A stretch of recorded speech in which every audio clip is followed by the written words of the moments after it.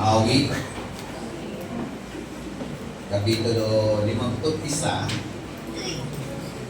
talatang 1 hanggang sumusunod na mga talata.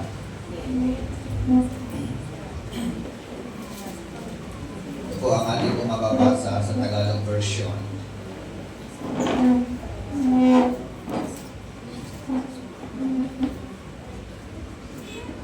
Ako'y kaawaan, o mahal kong Diyos, sang-ayon sa iyong kagandahang loob. Mga kasalanan ko'y iyong pawiin, ayon din sa iyong pag-ibig sa akin. Linisin mo sana ang aking karumihan at patawarin mo ang aking mga kasalanan. Mga pagkakasala ko'y kinikilala, di ko malilimutan. Laging alaala, sa iyo lang ako nagkasalang tunay, at ang ginawa ko'y di mo kinalugdan.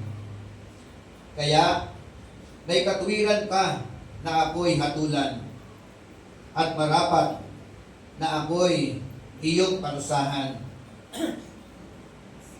Ako'y masama na buhat ng isilang, makasalanan na nang ako'y iluwal.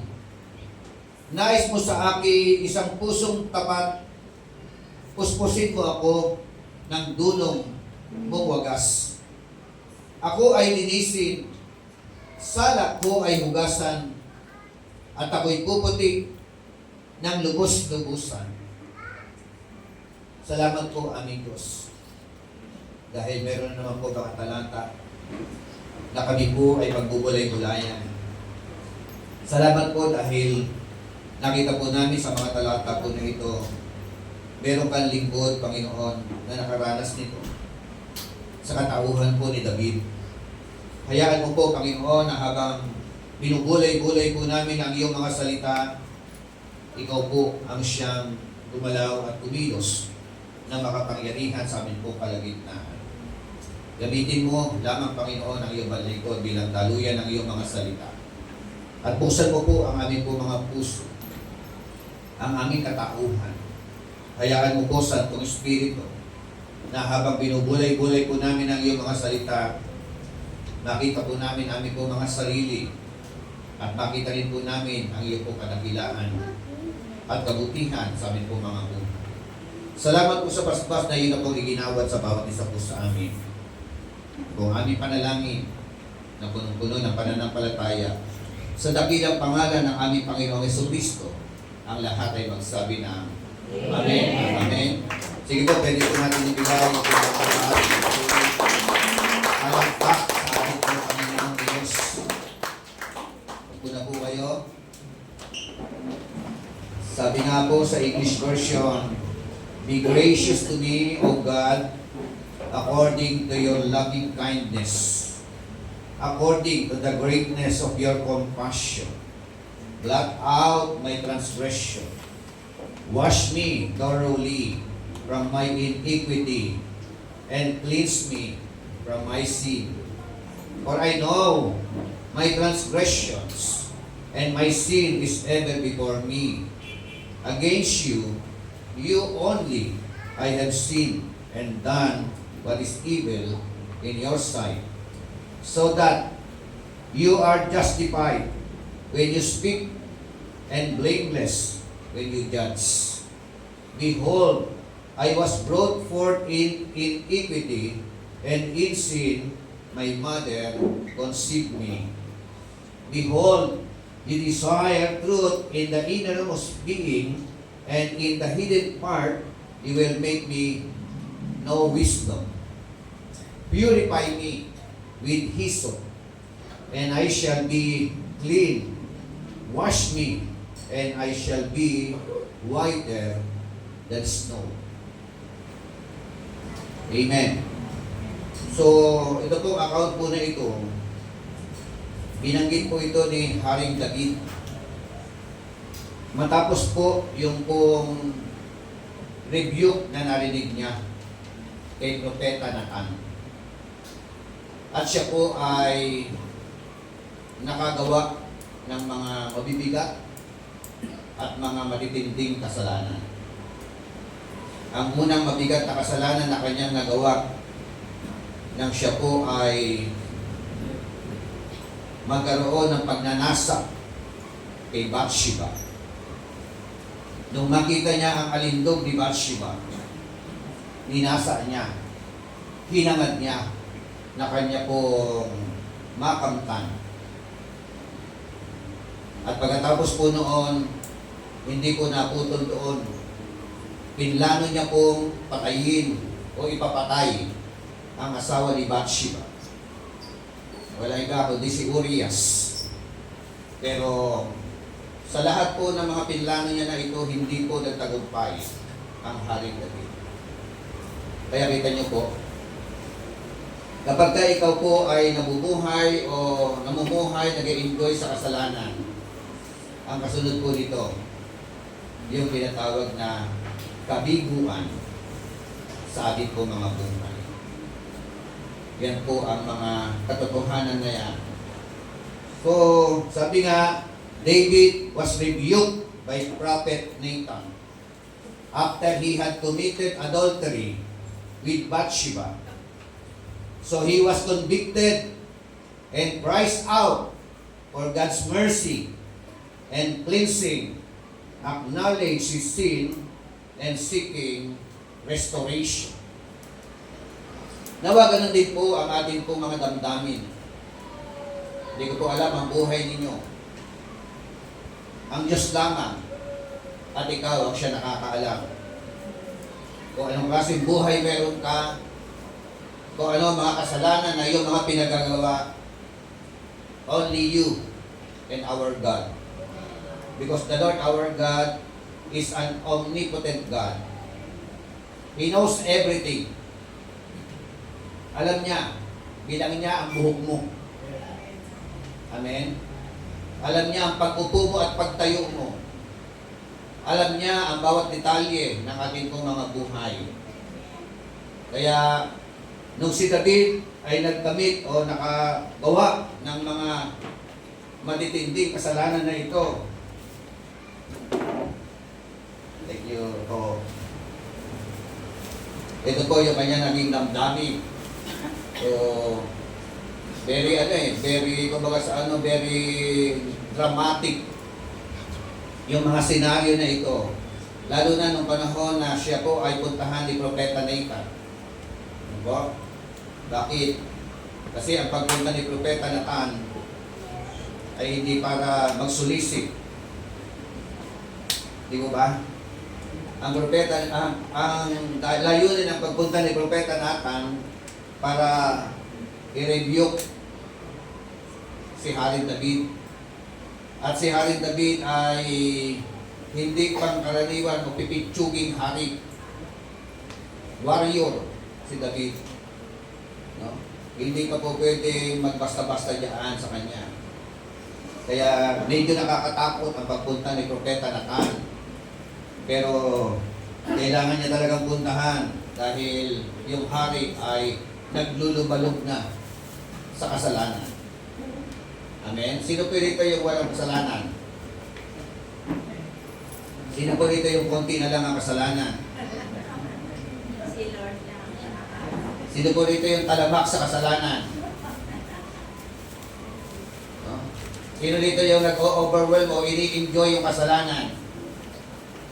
O nulit ko, sino dito walang kasalanan? Lahat tayo may kasalanan, di ba? Lahat tayo nagkakamali, di ba? So, yan po ang ating po mga pag-uusapan.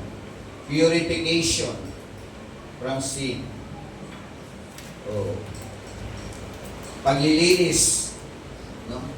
Mula sa karumihan ng kasalanan. Yun po yung malinaw po sa Bible. Naalala ko lang kasi yung mga katulungan ng mga universalists. Ang mga universalists ng mga grupo, they were attributing sin to God. Ano niyo? So, napakagrabe ng heresy na ito. Sobrang kamalian na kanila po mga itinuturo. No? Na ayon sa kanila, ang author ng kasalanan, ang may akda ng kasalanan ay ang Diyos. So, wala po sa Biblia yun. Yan po ay mga filosofiya ng mga grupo ng mga tao na walang pagkakaalam sa salita ng Diyos. Ang Biblia po, ang nagtuturo, ang Diyos po, galit sa kasalanan. Ang author ng kasalanan, ang may akda ng kasalanan, ang pasimula ng kasalanan, ay walang iba kundi si Lucifer o si Satanas. Opo? Na sinang-ayunan ng mga tao. Na sinandalan ng mga tao. Na majority sa mga tao na nag-enjoy sa kanilang mga kasalanan. Sabi ko nga, sa panahon natin ngayon, ang mundo, pag ikaw ay marami po asawa, sikat ka. Di ko ba? Proud ka eh, no? Bakit? Kasi nga, guwapong-guwapo siguro ako, kaya maraming nahuhumaling na babae sa akin. Diba? So, pwede ba yun? Guwapong-guwapo ka pero wala kang pera, marami ka pa rin babae. Oh, kaya meron tayong nakita dyan, di ba? Pangit naman. Pero maraming pera. Maraming ari-arian.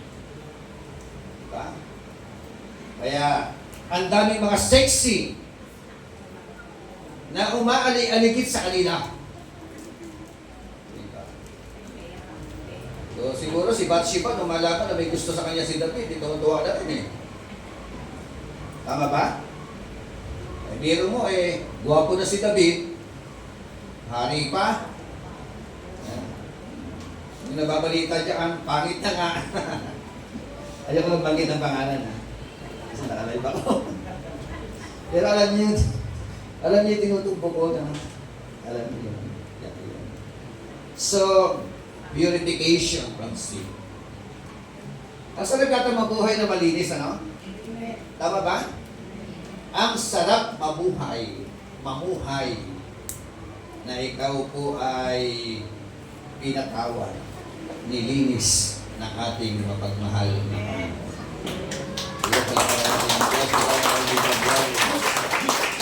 Pag-usapan po natin yung tema, how God purify us from our sin.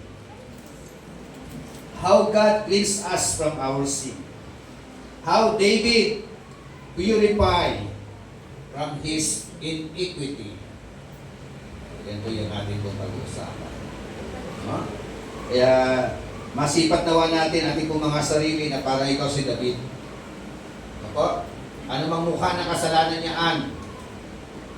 No? Ano man ang mga pinagagawa natin, mga kasalanan na hindi na ayon sa kalooban ng Panginoon. Ang unang hakbang for you to purify from your iniquity or from your sin. Una, David cried out for cleansing. Amen. He cried for cleansing. Yan po. Isang napakagandang naging attitude ni Haring David. In other words, David admitted his sin and acknowledged his need for God's mercy.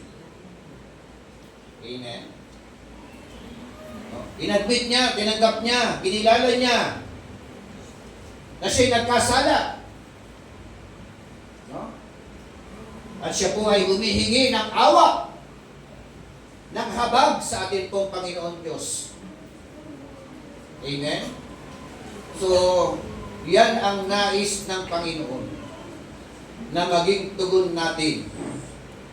Kapag tayo po o kaya ikaw ay mayroong kasalanan in particular, alam mo mali, huwag ka nang magmatigas. Amen? Huwag ka nang magmalaki. Huwag mong itago. Bagkos, aminin. At kaakibat ng pag-amin, pagpapakumbaba sa presensya ng ating Panginoon Diyos. Amen? Hindi po tayo mapapabuti kapag ikaw po ay nagtatago ng kasalanan. Hindi ka mapapabuti kapag ka nag-i-enjoy ka sa kasalanan.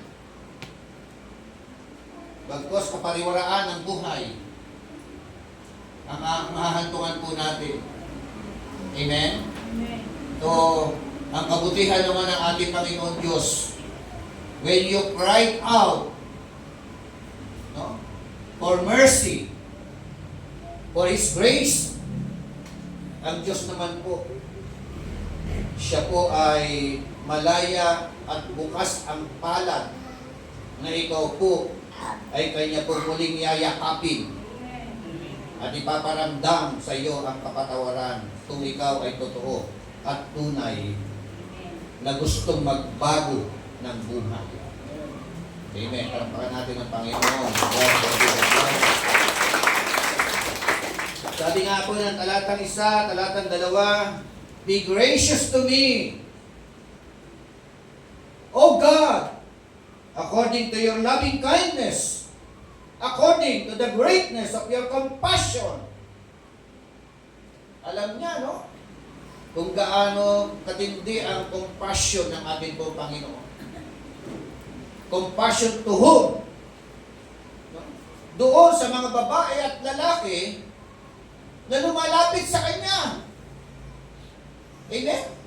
Na humihingi ng kapatawaran. Very compassionate ang ating pong Panginoon. Pero sa mga babae at lalaki na nagmamataas at nagmamatigas, gusto ko pong sabihin sa inyo, para ka pong sumisipa sa matulis na bagay na tiyak po, ikaw ay casualty. Hello? Kaya, hindi nagkataon, narito po tayong lahat. No?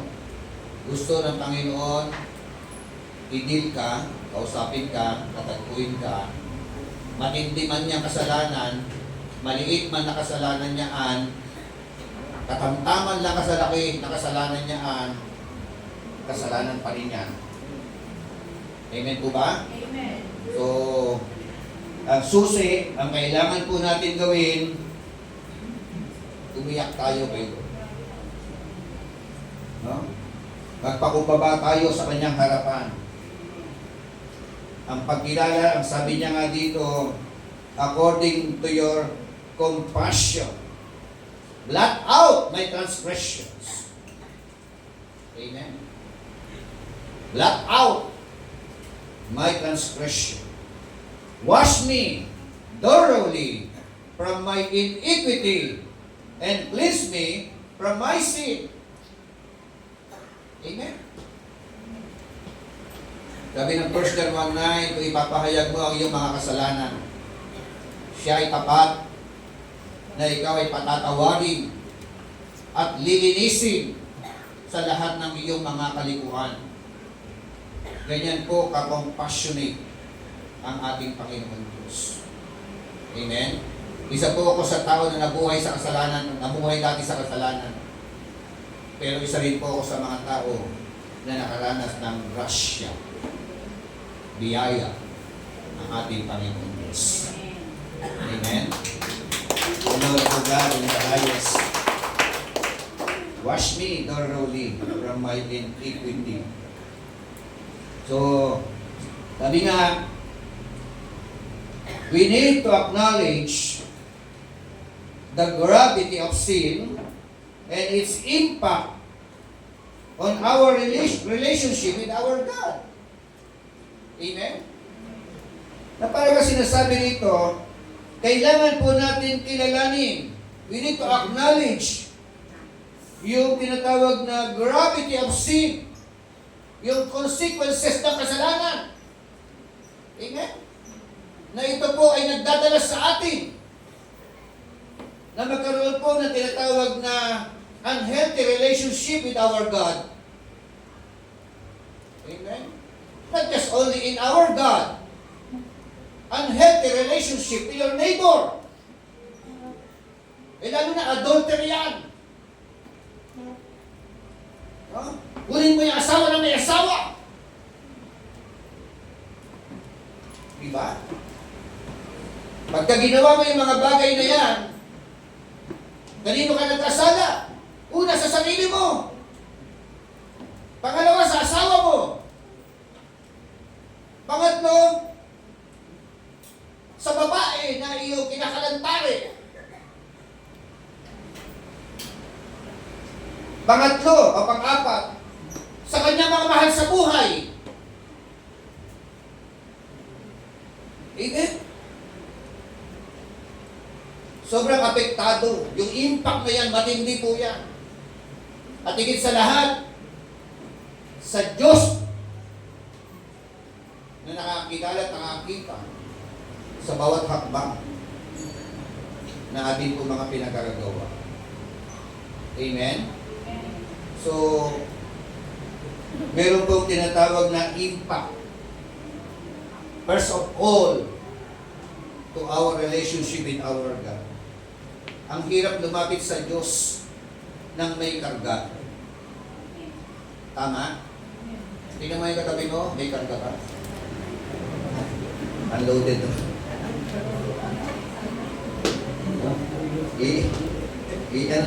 Unload natin kay Lord. Diba? Lahat ng karga natin, pag sinabing karga, minsan hindi naman talaga moral yan. Diba?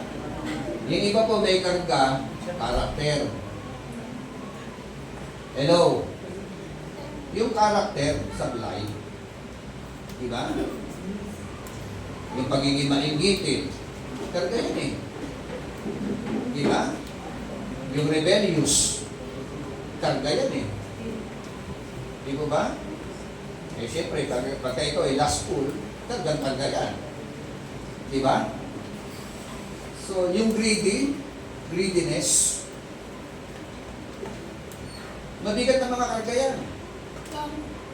Di ba ba? So, kailangan po natin lahat ng mga iyan, i-unload natin kay Lord. Amen? Isuko natin sa Panginoon. Pag isinuko natin sa Panginoon ang mga bagay na yun, yan na po ang simula ng pagdanas ng isang buhay na ganap at buhay na kasiya-siya. Amen? We need to acknowledge the gravity of sin and its impact. Diba? O sige, subukan nyo lang. Subukan nyo lang. Diba? May nagkakagusto sa inyo. Tapos gawin mo ang mali. Umanda ka sa consequences. May impact yan. Yung impact niyan, magdadala sa iyo sa impaktong buhay.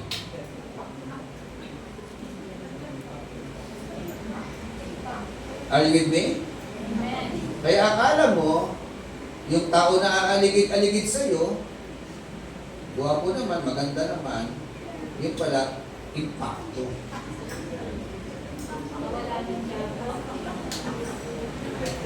Hello? Sugo pala ito sa Satanas. Magsusugo pa si Satanas ng pangit? Hello? Si Lucifer, pagkagwapo-gwapo. Hindi man inilarawan ng Bible na may sungay yan. Maganda nga siya sabi ko eh. Diba? Pero sugo ni Satanas. Diba? O sugo, siya na pala yun. Diba? At tignan nyo ha. Kaya, si David, nung panahon na siya ay nagkasala, ang unang ginawa niya, he cried out. Begging. Humbleness. Humility before God. Yun po yung dapat po natin gawin. Amen? Take note ha mga kapatid. Maliit man yan, simple man yan, lalo't malaki yan. Matinding kasalanan niya. Pag nag-humble down ka before the Lord, iuunat ng Diyos ang kanyang mapagparang kamay. Upang ikaw ay abutin at iparamdam sa iyo ang kapatawaran na nais niya na maranasan mo sa iyong buhay. Palakpakan natin ang Panginoon.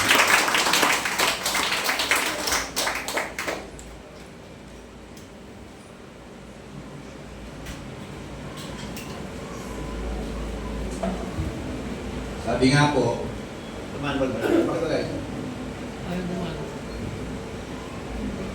sin refers to specific acts that violate God's law. It is individual wrongdoing or transgressions. Amen? Yun ang sin. Ang kasalanan daw po referring sa specific na ginawa ng tao. No? Na ang specific na yon ay violating God's law. So, yung iniquity, ito po ay pattern of behavior. No? So, may kaibahan. Yung kasalanan, missing the mark.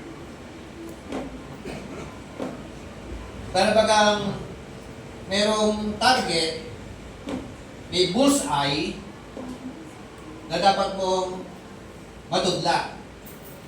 Pero, kahit anong tudla mo, sablay.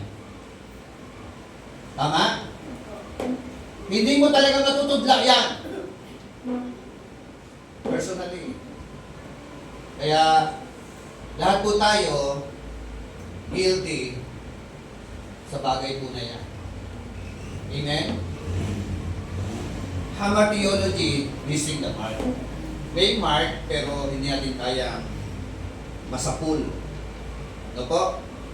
Kaya tayo po ay lahat makasalanan. Amen? Lahat po tayo nagkasala. Take note ha, only Jesus. No? Siya lamang po nakatudla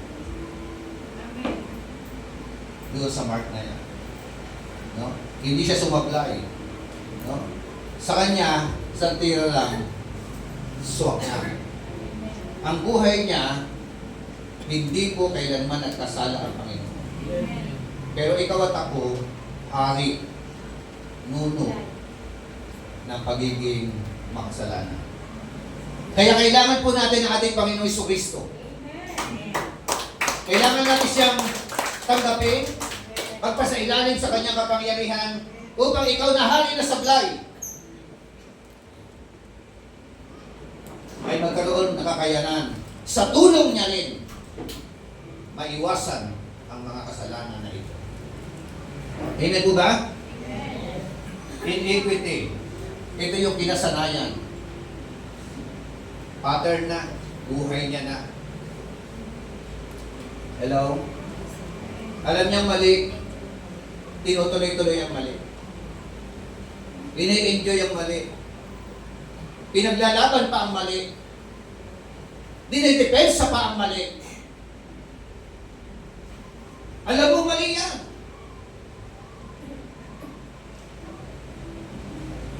Para bagang yung kanta ko ni Andrew E. Gusto kong bumalik. Pero di ko magawa. Amen? Gusto natin maging mabuti. Si Pablo rin sinabi yan eh. Amen? Nagsimula kay Pablo yan, hindi kay Andrew E. Di ba ba? Yung mga bagay na gusto kong gawin, hindi ko magawa. Pero yung mga ayaw na ayaw kong gawin, yun ang ginagawa ko. Yung kasalanan. Hindi ko common sa mga tao. Inaayawan niya na yun, pero lakas ng hatak. Yan yun ang kasalanan. Amen. Hinahatak ka pababa. At dadalhin ka niya sa buhay na Walang kabuhay-buhay. Amen? Sino yung gusto magkaroon ng buhay na may kapayapaan? Eh, umayos ka. Sabi sa tabi mo. Diba? Gusto mo pala eh, umayos ka. Sabihin mo, Jajang, lalo ka na. Amen? Kita niyo ito, yung tsata, Hebrew word missing the mark, siya, nag-e-enjoy ng kasalanan. Ano ba kaibahan ng mark missing? Mark missing, missing the mark. May kaibahan? Mark missing, missing the mark. Same lang ba? Pareho na, pagkaiba. Ito, missing the mark, may mark, pero nami-miss mo. Diba? That is hamartiology. Eh yung pong mark missing. Walang marka, no? Walang katutudlain. Ah ba? Walang ano eh, walang tatargetin eh. Diba? May sila what will be. Enjoying life. Amen? Okay. Pangalawa, pinag-usapan natin purification from sin. No? How should we experience purification from sin? Pangalawang puntos, meron tinatawag na confrontation of sin. Amen? Sabi po ng talatang 4, talatang 5, sa iyo lang ako nagkasalang tunay at ang ginawa ko'y di mo kinalugdan. Kaya may katwiran ka na ako'y hatulan. Marapat na ako'y iyong parusahan. Ako'y masama na, buhat ng isilang. Makasalanan na nang ako'y inuwal. Amen. Kaya sabi po ng mga salita ng Diyos, that David recognized his sinful tendencies and acknowledged his need for transformation. Amen? Kinilala ni David na siya'y nagkasala. At kaakibat ng pagkilala, kailangan niya magbago.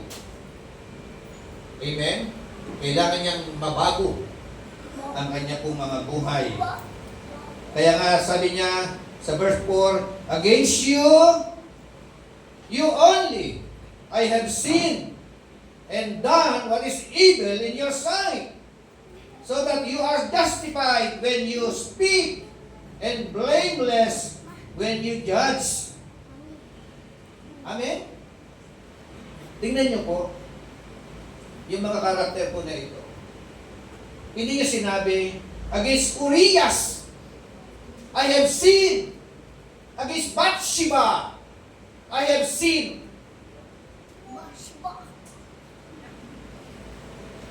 Diba?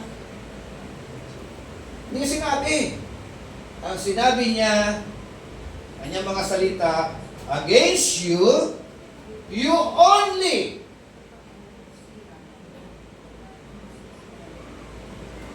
Sa iyo ako nagkasala. Kaya nga po, ito pong si Joseph, sa Genesis chapter 37 hanggang 39, kahit anong tukso ng asawa ni Potiphar sa kanya, maliligo ng pabango, magdadaan sa harapan ni Joseph, nakabango-bango, no? Tapos tad-tad ng make-up, baka dumadaan pa naka-90s.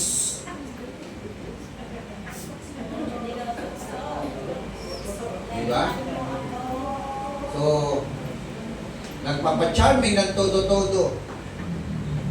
At hindi pa nakontento. Hindi yata pinapansin ni Joseph. Direct, mula sa kanyang labi, sa kanyang bibig, Ang sabi po ng asawa ni Potiphar, Joseph, ang gwapo mo. Sipilan mo ako.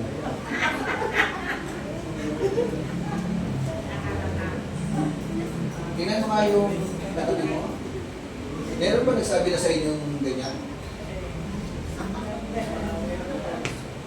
Di ba? Sa totoo lang, ngayon, maraming mga babae, sila na yung nagpapacharming sa lalaki. Di ba? Are you with me? Lalo na pagka guwapo. Di ba? So, ano sagot ni Joseph? Ano sinabi ni Joseph? Di ba hindi nagpatokso? Eh kung kayo kaya, no? Yung mga Joseph ngayon, yung mga Ginoo ngayon,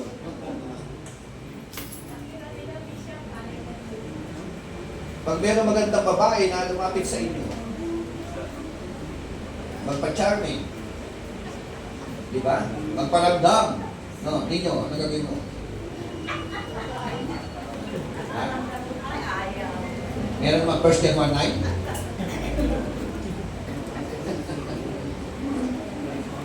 So, aali-aligid lang po. Di ba ba? Katulad ng asawa ni Potiphar, grabe yung pagkagusto niya kay Joseph eh. Matindi. Kasi sabi ng Bible, very handsome si Joseph. Guapito, macho. Hello? Kaya hindi malayo na magkagusto ang asawa ni Potiphar sa kanya.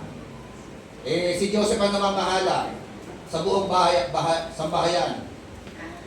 No? Lahat ng mga gawain sa bahay, lahat ng mga decision making dyan, lahat ng mga ari-arian ni Potiphar, sa kanya siya lahat ang namamahala. Eh, nakita ni asawa ni Potiphar, ikaw pala namamahala lahat. Pati ako, pamahalaan mo na rin.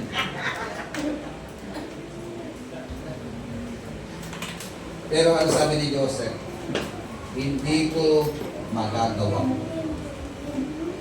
ang mga bagay na ito. Bakit? Kasi sinisipat ko ang mga bagay na ito. It is not sin against Potiphar. So it is not sin against you. But it is sin against my God. Amen? Pag ginawa ko ito, pag pinatulan kita, kasalanan ito sa Diyos na aking pinaglilingkuran. Amen? Kaya mapalad po kayo kapag meron po kayong asawa, faithful, may takot kay Lord. Hello? O kaya, boyfriend. Diba? Boyfriend pa lang. Diba? Minsan kasi merong lalaki o merong babae. Diba? Meron sa Bago Silang, meron sa Kamarin. No? Hello? Nagbibilang ng girlfriend. Eh, basta gano'n, i-break nyo na yun. Hindi kayo tutuhanin mo, ang guguloy ng kurin mo. Are you with me? So, yan po yung sinasabi po ng Biblia. Against you, you only, I have seen and done what is evil in your sight, so that you are justified when you speak and blameless when you judge. Behold, I was brought forth in iniquity, and in sin my mother conceived me. Amen? Totoo po, mahina ang tao. Amen? Mahina tayo. Pero kapag ikaw sumandal sa Diyos, yung kahinaan mo lumalakas. Palakpakan naman natin ang Diyos. So, kaya kung meron pong mga tao na nagre-rebuke sa inyo, no? Nagko-correct sa inyo, magpa-correct kayo. Amen? Huwag kayo magbatigas. Huwag kayo magmalaki. Amen po ba? Minsan ang Diyos gumagamit ng tao. Diba? Minsan ginagamit ng Panginoon ng mga magulang para sa mga anak. Ang masakit niyaan, minsan ginagamit ang bata para sa mga magulang. Yung mga magulang na tumatanda pa urong, kayo tumanda, naging addict. Diba? Yung mga kababaihan na nakikita mo sa panahon natin ngayon, mga lasinggera, tama ba? Nasa pato, lalakas na loob ng mga kababaihan, mga nanay, diba? Nagiinom sa mga patwok, nagiingay pa. So, they need rebuke. Amen? Mga anak ninyo, kapag nakikita ninyo, mali ang ginagawa, rebuke them. But rebuke them with love. Amen? When you rebuke them, hindi ka mapupot sa kanya. Because habang nire-rebuke mo siya, lalo mo siyang minamahal. Tama ba? Yung problema sa atin, nagre-rebuke tayo eh. Katakot-takot ng mga mali salita ginagamit natin doon sa ating mga nire-review. Mga demonyo kayo, mapunta kayo ng beer.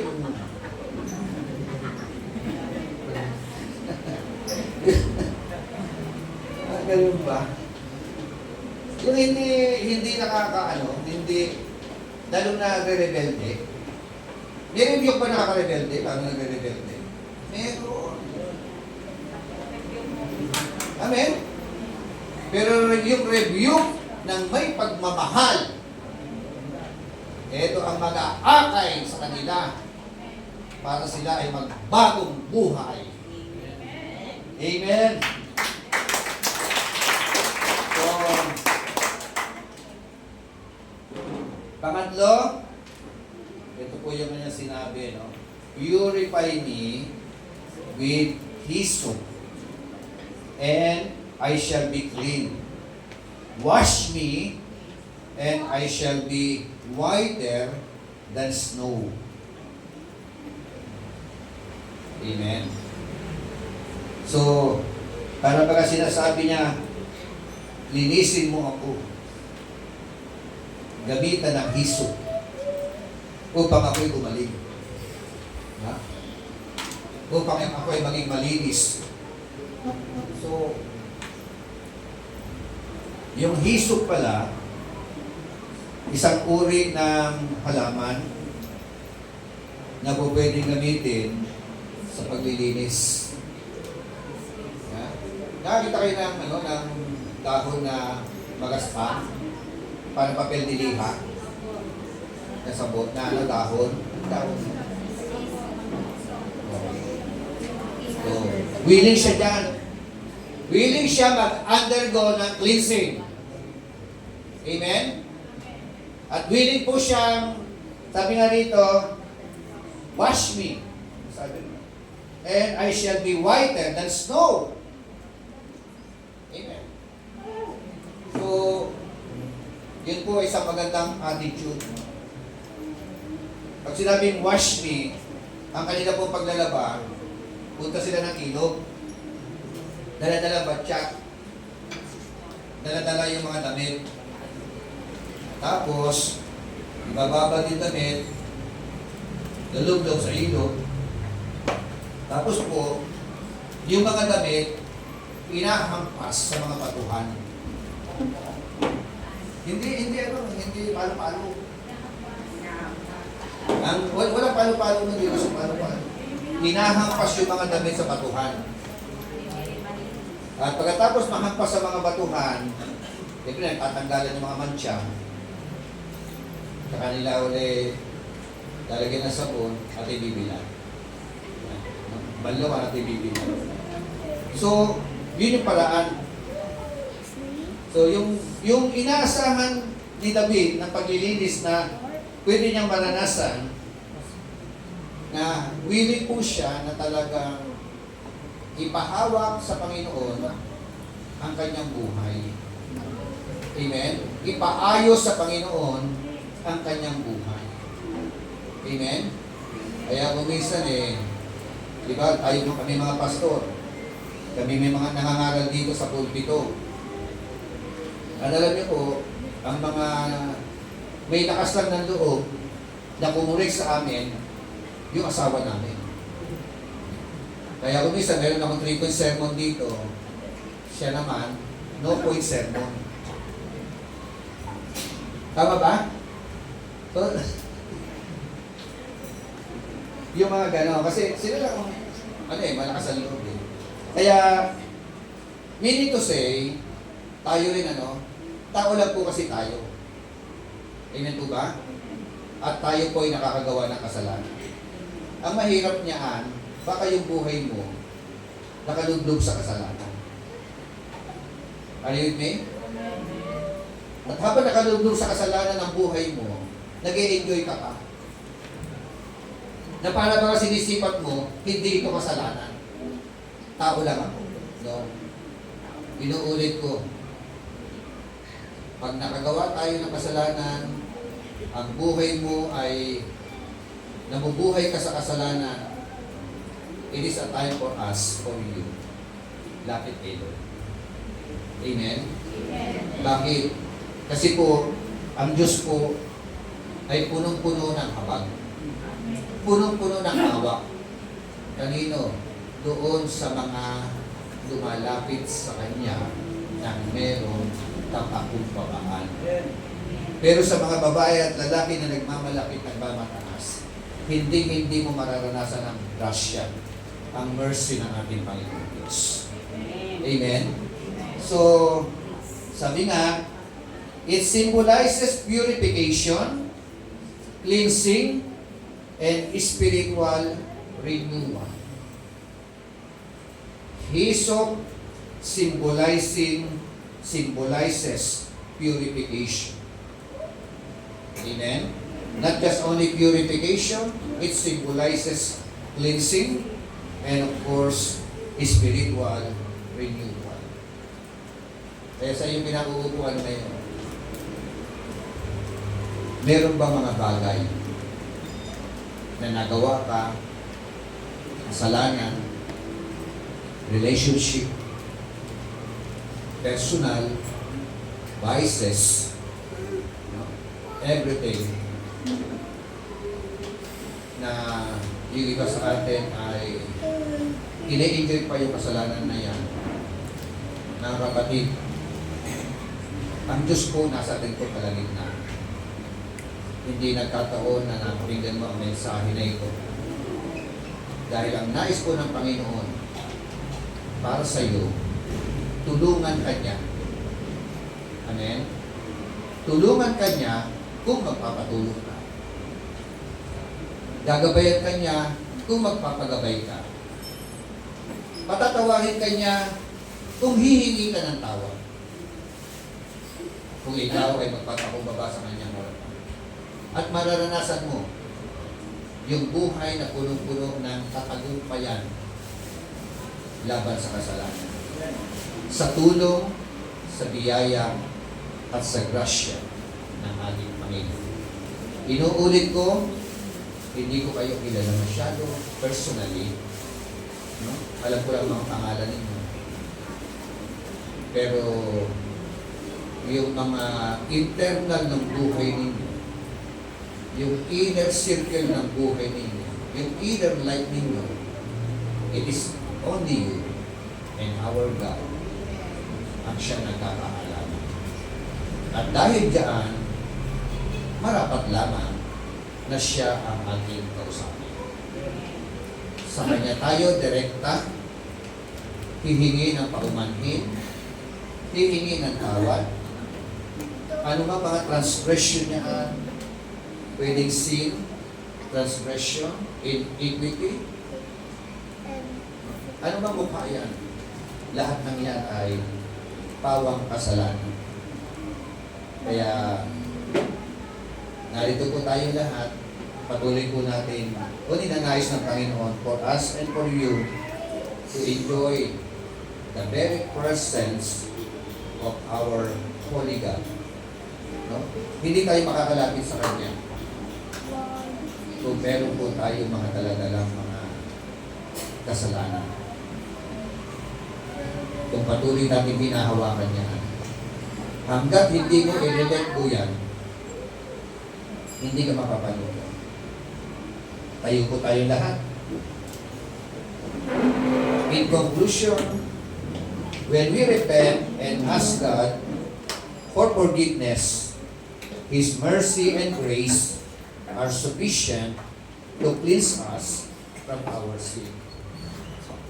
Kung tayo raw po ay magbabalik loob sa Panginoon, hihingi ng kapatawaran sa Panginoon, ang kanyang habag, ang kanyang awa, ang kanyang mercy, ang kanyang grasya ay sufficient sa bawat isa po sa atin. Ganyan po tayo kamahal ng ating pong Panginoon Diyos. Ayaw niya na ikaw ay napapahirapan. Ayaw niya na ikaw ay nagdurusa. Ayaw na ating Ama sa langit na ikaw ay nakakaranas ng magulong buhay. Ang gusto ng ating Ama sa langit, paranasan mo ang buhay na payapa, buhay na ganap, buhay na punong-puno ng tagumpay. At mararanasan lang naman natin yung mga bagay na yan kung ikaw ay sasandal sa Kanya, pagpapakumbaba sa Kanyang harapan. Amen? So, ganyan ka kamahal ng Panginoon.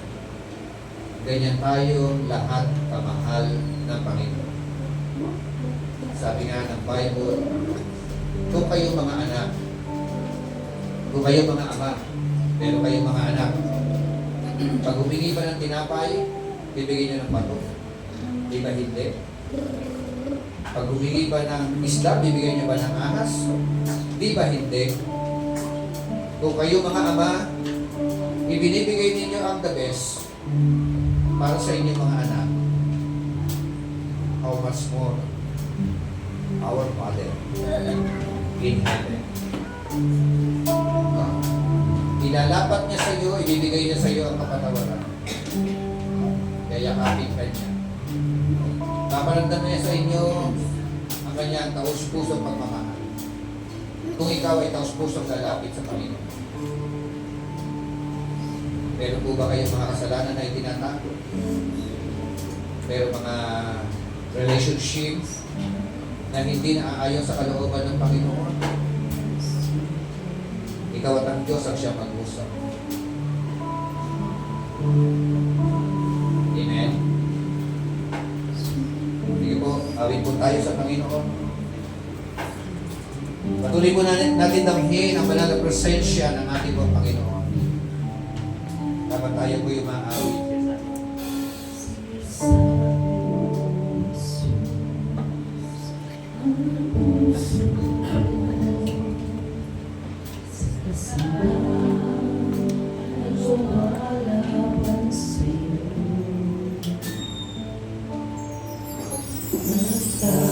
Pwede po ba itaas natin ating mga kamay sa presensya ng ating Panginoon? Ang Diyos po ay nasa ating po kalagitnaan. Dahil ang Diyos po ay Spirit.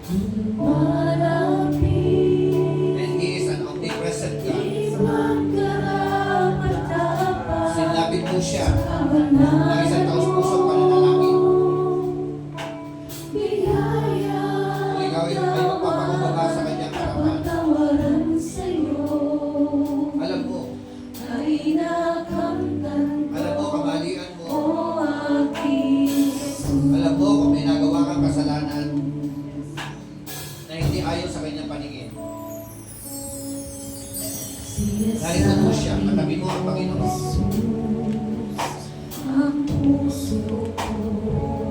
Katulad na sinabi ni David, ako'y kaawangan, o mahal kong Diyos, sang-ayon sa iyong kagandahang loob. Mga kasalanan ko ay pawiin, ayon din sa iyong pag-ibig sa akin. Linisin mo sana ang aking karumihan at patawarin mo ang aking mga kasalanan.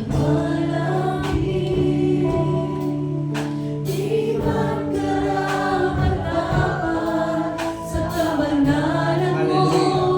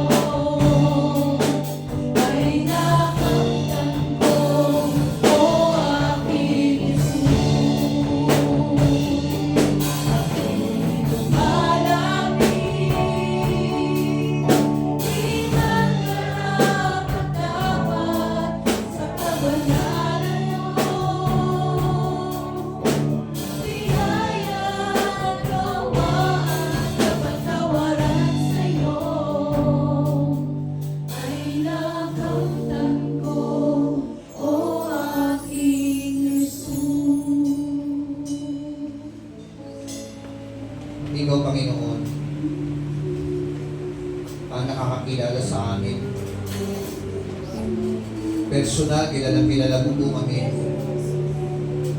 Alam mo ang buhay namin. Alam mo ang paghiga namin, ang pagbangon namin, ang pagtulog namin. Alam mo po, kung kami po ay nakakaranas ng mga mabibigat na mga pagsubok. Alam mo po, Panginoon, kung meron po kaming mga nagawang kasalanan, kasalanan na hindi naaayon sa iyong kalooban, na kung minsan na itatago namin ito sa aming mga mahal sa buhay, pero ayon po sa iyong mga salita, lahat ng bagay ay hayag sa iyo. Lahat ng aming mga karumihan, hayag sa iyo. Mga pananalita na hindi naaayon sa iyong kalooban, hayag sa iyo, Panginoon. Mga kaisipan na mga marurumi, hayag sa iyo, Panginoon. Relasyon na hindi po namin napapahalagahan, hayag sa iyo. Alam mo po, kilala mo po kami. Kaya wala po kami ibang po pwedeng tawagan at lapitan, kundi ikaw. Ikaw na aming Diyos. Aming Diyos na mahabagin. Aming Diyos na maawain. Punong-puno ng biyaya. Sa iyo po kami sumasandal. Sa iyo po kami lumalapit. Ano man po karumihan na nakita po sa amin, patawad po. Patawad, Panginoon.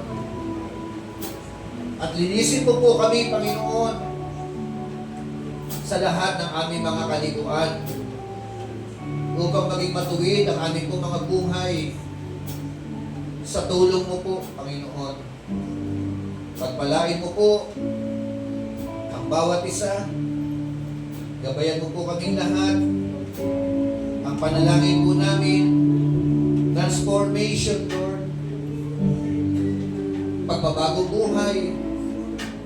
Ang iyo ko'y ibigay sa amin, Panginoon. Tulungan mo po kami na may takwil, maiwasan ang mga maling gawain.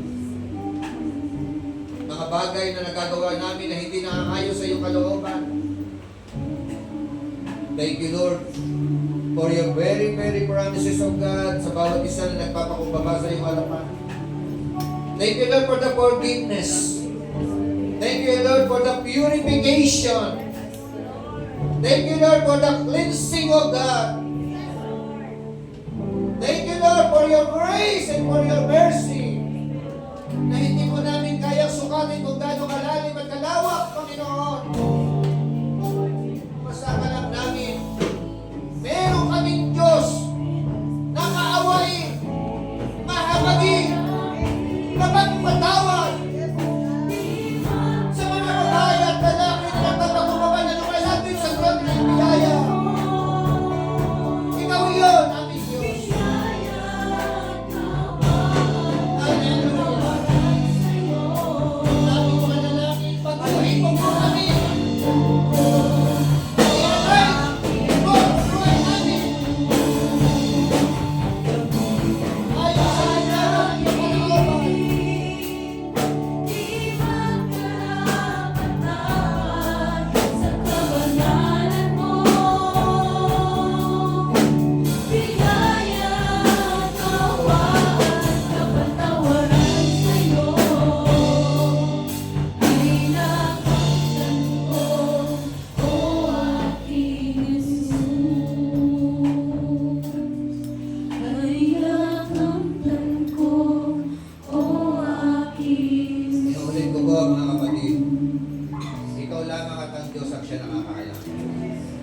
Pwede ba habang nakatayo tayo ngayon sa harapan ng Panginoon, personal, ikaw po kami pag-usap kay Lord. Usapin mo po siya.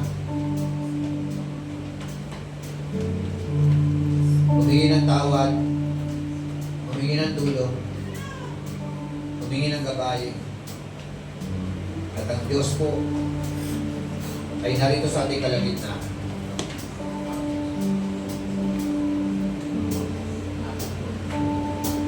Hindi nagkataon na nariyan ka ngayon.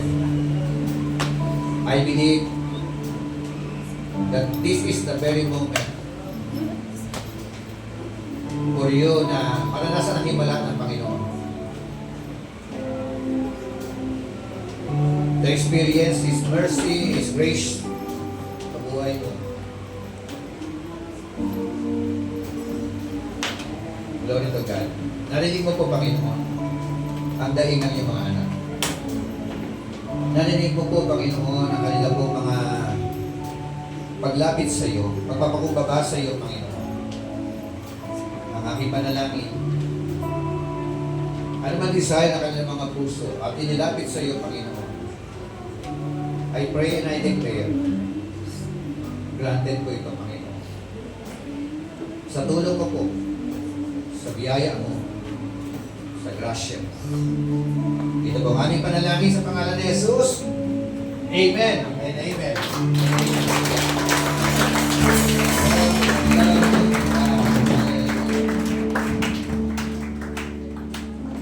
Sige po, taas po natin ang mga kamay.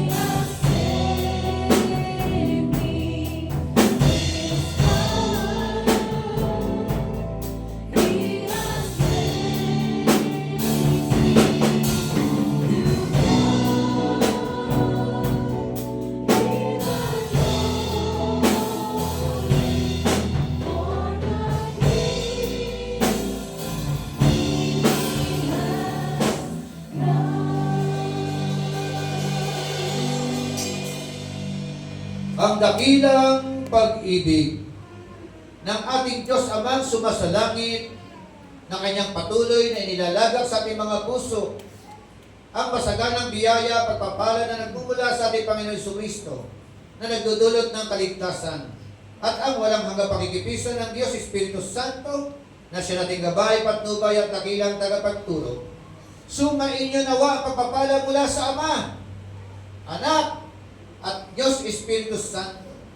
Paliwanagin nawa ng Panginoon ang kanyang mukha sa bawat isa sa inyo. Lingapin nawa tayong lahat ng ating mapagmahal na Panginoon at kanyang kalingain. God bless us all. To God all be the glory. Ang lahat ng mga nilinis ng Panginoon ay magsabi ng Amen. God bless us all. To God all be the glory. Salve Maria.